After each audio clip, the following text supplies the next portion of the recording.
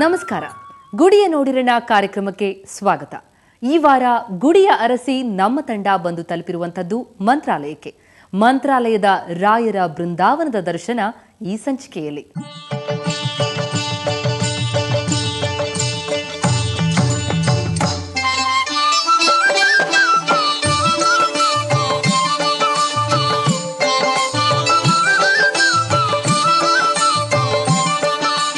ವೀಕ್ಷಕರಿಗೆ ನಮಸ್ಕಾರ. ಇವತ್ತು ಈ ಮಂತ್ರಾಲಯ ಕ್ಷೇತ್ರದ ಪ್ರಮುಖ ಘಟ್ಟ ಅಂದರೆ ಇವತ್ತು ನಾವು ರಾಯರ ಬೃಂದಾವನ ದರ್ಶನವನ್ನು ಮಾಡಲಿದ್ದೇವೆ. ಅಷ್ಟೇ ಅಲ್ಲ, ಈ ಮಂತ್ರಾಲಯದಲ್ಲಿ ನೆರವೇರುವಂಥ ಅನೇಕ ಕೌತುಕ ಕೌಶಲ ವಿಷಯಗಳನ್ನು ನಿಮ್ಮ ಮುಂದೆ ಹಂಚಿಕೊಳ್ಳಲಿದ್ದೇನೆ. ಅಂದಹಾಗೆ ಮತ್ತೊಮ್ಮೆ ಈ ಕ್ಷೇತ್ರಕ್ಕೆ ನೀವು ಬರೋದಾದರೆ ಹೇಗೆ ಬರಬೇಕು, ಬಂದವರಿಗೆ ಉಳಿದುಕೊಳ್ಳುವಂಥ ವ್ಯವಸ್ಥೆಗಳೇನಿವೆ, ಇದೆಲ್ಲದರ ಒಂದು ಪುಟ್ಟ ಮಾಹಿತಿಯನ್ನು ಮತ್ತೊಮ್ಮೆ ನೋಡ್ಬಿಡಿ.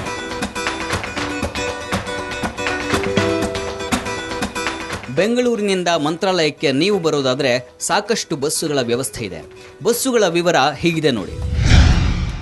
AC ಸ್ಲೀಪರ್ ಇದು ಹೊರಡುವ ಸಮಯ 8:30ಕ್ಕೆ, 8:50ಕ್ಕೆ ಹಾಗೂ 10:30ಕ್ಕೆ. ಇದರ ದರ 753 ರೂಪಾಯಿ.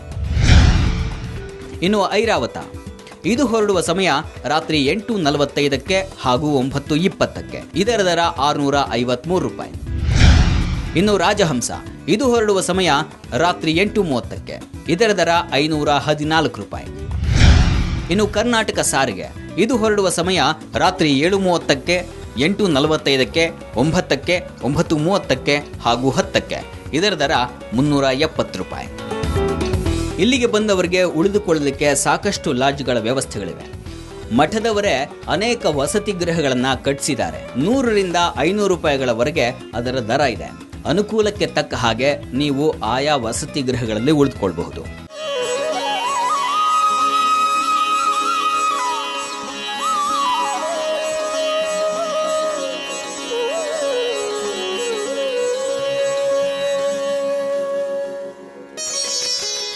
ನಮ್ಮಲ್ಲಿ ಒಂದು ಮಾತಿದೆ, ದೇವರು ಅಂದರೆ ತಿರುಪತಿ ತಿಮ್ಮಪ್ಪ, ಗುರುಗಳು ಅಂದರೆ ಮಂಚಾಲಯ ರಾಘಪ್ಪ ಅಂತ. ಈ ಮಂಚಾಲಯಲ್ಲಿ ಅಂದರೆ ಮಂತ್ರಾಲಯದಲ್ಲಿ ನೆಲೆ ನಿಂತಿರುವಂಥ ರಾಘವೇಂದ್ರ ಯತಿಗಳು ಪ್ರಪಂಚದಾದ್ಯಂತ ಪ್ರಸಿದ್ಧವಾಗಿರುವಂಥ ಗುರುಗಳು. ಈ ಸಾನ್ನಿಧ್ಯಕ್ಕೆ ಬಂದು ನಾವು ರಾಯರ ದರ್ಶನ ಮಾಡಿಬಿಟ್ರೆ ನಮ್ಮ ಸರ್ವ ಸಂಕಷ್ಟಗಳು ಪರಿಹಾರವಾಗುತ್ತೆ ಅನ್ನುವಂಥದ್ದು ಭಕ್ತರ ನಂಬಿಕೆ. ಈ ಮಂತ್ರಾಲಯದಲ್ಲಿ, ಮಂತ್ರಾಲಯ ಅಂದರೆ ಮಂತ್ರ ಮನನಾತ್ರಾಯತೆ, ಒಂದು ಸಲ ನೀವು ಸ್ಮರಿಸಿಬಿಟ್ರೆ ಅದೇ ರಕ್ಷಿಸುತ್ತೆ ಅನ್ನುವಂಥ ಅರ್ಥ. ಆ ಅರ್ಥದಲ್ಲಿ ಮಂತ್ರಘೋಷವಾಗುವಂಥ ಕ್ಷೇತ್ರ ಇದು. ಈ ಕ್ಷೇತ್ರದಲ್ಲಿ ರಾಯರು ಬೃಂದಾವನ ಸ್ವರೂಪದಲ್ಲಿ ನೆಲೆಸಿದ್ದಾರೆ. ಆ ರಾಯರ ದರ್ಶನಕ್ಕೆ ನಾವೀಗ ತೆರಳೋಣ.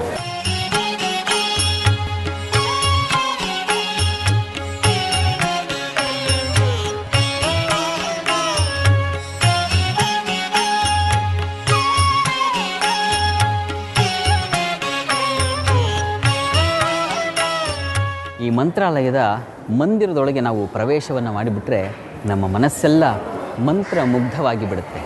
ಇಲ್ಲಿಗೆ ಬಂದ ಕೂಡಲೇ ನಮ್ಮ ಮನಸ್ಸಿಗೆ ತೋಚುವಂಥ ಮೊದಲ ನಾಮ ಅಂದರೆ ಓಂ ಶ್ರೀ ರಾಘವೇಂದ್ರಾಯ ನಮಃ ಅನ್ನುವಂಥ ದಿವ್ಯ ನಾಮ.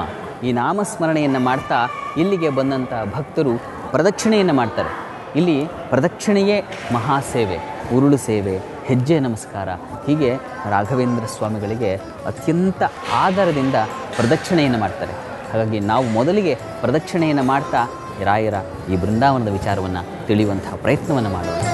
ಬೃಂದಾವನ ಪ್ರದಕ್ಷಿಣೆ ಗೈವ ಭಕ್ತಗೆ ಬದರಿ ಯಾತ್ರೆ ಫಲವೀವ ರಾಘವೇಂದ್ರ.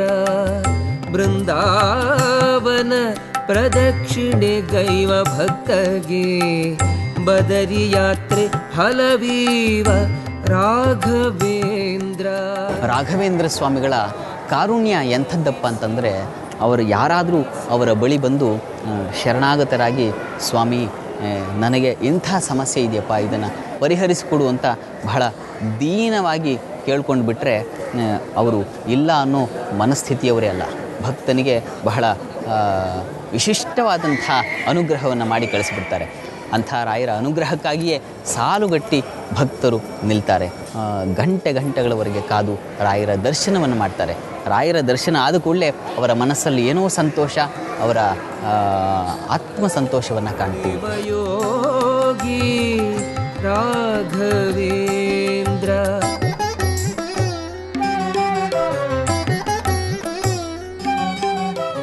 ಉತ್ತರ ಭಾರತದಿಂದ ಬಂದಿದ್ದಂತಹ ಒಬ್ಬ ಗಂಡ ಹೆಂಡತಿಯರು ಮಗುವಿಗೆ ಪೂರ್ತಿ ಕಾಲು ದುರ್ಬಲವಾಗಿ, ಕಾಲಿಗೆ ಚೈತನ್ಯ ಹೋಗಿ ಕಾಲಿಡಕ್ಕಾಗದೇ ಇದ್ದಂಥ ಸಂದರ್ಭದಲ್ಲಿ ಯಾರೋ ಉತ್ತರ ಭಾರತದಲ್ಲಿ ರಾಯರ ಒಂದು ಚಿತ್ರ ತೋರಿಸ್ಬಿಟ್ಟು ಇಲ್ಲೋಗಿ ಸೇವೆ ಮಾಡಿ ಒಂದು ವಾರ ಕಾಲು ಬರುತ್ತೆ ಅಂದರು. 15 ದಿನಗಳ ಕಾಲ ದಂಪತಿಗಳು ಸೇವೆ ಮಾಡಿದ್ರು. ಏನು ಸ್ವಪ್ನ ಆಗಲಿಲ್ಲ, ಸೂಚನೆ ಆಗಲಿಲ್ಲ, ಕಾಲು ಬರಲಿಲ್ಲ. ಆ ಬೇಸರದಿಂದ, ಬವಣೆಯಿಂದ, ಜಿಗುಪ್ಸೆಯಿಂದ ಏನಾಯಿತೋ ಏನು ಒಂದೊಂದು ಸರ್ತಿ ರೋಸ್ ಹೋಗುತ್ತೆ ಮನಸ್ಸಿಗೆ. ಬೇಕಾದರೆ ನೀವೇ ನೋಡ್ಕೊಳ್ಳಿ, ನಮಗೆ ಬೇಕಾಗಿಲ್ಲ ಇಂಥ ಮಗು ಅಂತ ಹೇಳಿ ಮಗು ನಿಲ್ಲಿಸ್ಬಿಟ್ಟು ರಾತ್ರಿ ಎಲ್ಲರೂ ಬಾಗಿಲು ಹಾಕೋಕೆ ಅವರು ಆಚೆ ಹೋಗಿದ್ದಾರೆ. ಸುಶೀಂದ್ರರು ನೋಡಿಬಿಟ್ಟು ಕರ್ಕೊಬನ್ನಿದ್ರು, ಯಾರೂ ಇಲ್ಲ ಅಂತಿದ್ದಾರೆ. ತಕ್ಷಣ ರಾಯರ ಹತ್ರ ನೋಡಿ, ಒಂದು ಮಗು ನಿಮ್ಮ ಮುಂದೆ ಬಂದು ನಿಮ್ಮ ಕಾರುಣ್ಯಕ್ಕಾಗಿ ಕೇಳ್ಕೊಳ್ತಾ ಇದೆ, ಮಗು ಅನುಗ್ರಹ ಮಾಡಿ ಅಂತ ತುಂಬ ಶ್ರದ್ಧೆ ಭಕ್ತಿಯಿಂದ ಮಗುವಿನ ಮೇಲೆ ವಿಚಿತ್ರವಾಗಿರತಕ್ಕಂಥ ಅಂತಃಕರಣದಿಂದ ಸುಶೀಂದ್ರ ಕೇಳಿಕೊಂಡಿದ್ದಾರೆ. ಆ ಮಗು ಎಷ್ಟೋ ವರ್ಷಗಳಿಂದ ಎದ್ದಿಲ್ಲ, ನಡೆದಿಲ್ಲ.